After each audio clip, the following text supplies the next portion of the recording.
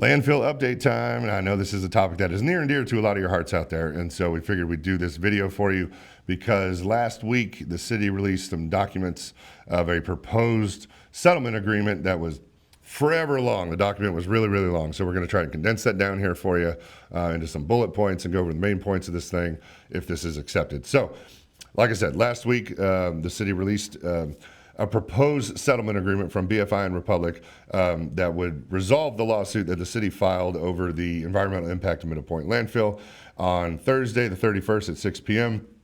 At Murfreesboro City Hall. Murfreesboro City Council is going to vote whether to approve or deny the settlement proposal, and this is a public meeting, so if you want to go, if you want to listen in and want to put in your 2 cents, you are more than welcome.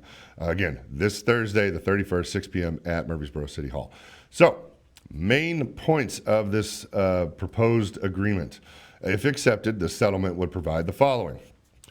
Construction of a pretreatment system to reduce the levels of forever chemicals from the main stormwater outfall to the East Fork Stones River, and routine sampling of other outfalls and groundwater around the area for possibility of additional treatment. So that's point one, would be construction of a treatment system to reduce those forever chemicals, and then constant monitoring around the area to see if more treatment systems possibly needed.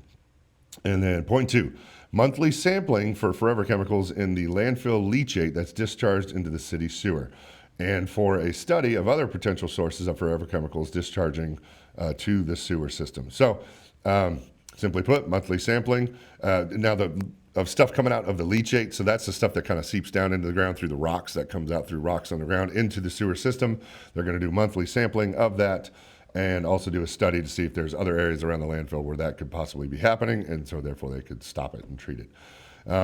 Point three, a study of pretreatment options for the removal of forever chemicals in the landfill's leachate before the discharge to the city sewer. So they're going to do a big study on how they can make the leachate stop seeping out through the rocks before it even gets to the city sewer. So that's a study that would be part of it. Point four, construction of a pretreatment system by Republic or BFI to remove forever chemicals from the leachate sent to the city if future regulations limit the amount of forever chemicals in the city's effluent from its wastewater treatment plant to the West Fork Stones River. So, construction of a pretreatment system if the future regulations suddenly limit the amount, so future regulations cut down and say you can have half as much that's being out now. You have to have half those numbers, and then they will construct a pretreatment system to reduce those numbers down. Yeah, so there you go.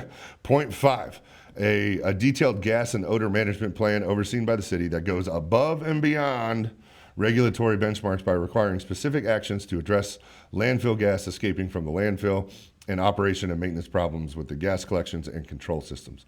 So, simply put, a detailed gas and odor management plan that would be overseen by the city to address all those issues with the gas and odor. And then the sixth point would be a new odor compliant, a new odor complaint portal shared by the city and Republican BFI with the requirement for the landfill to immediately investigate, document, and address complaints if feasible.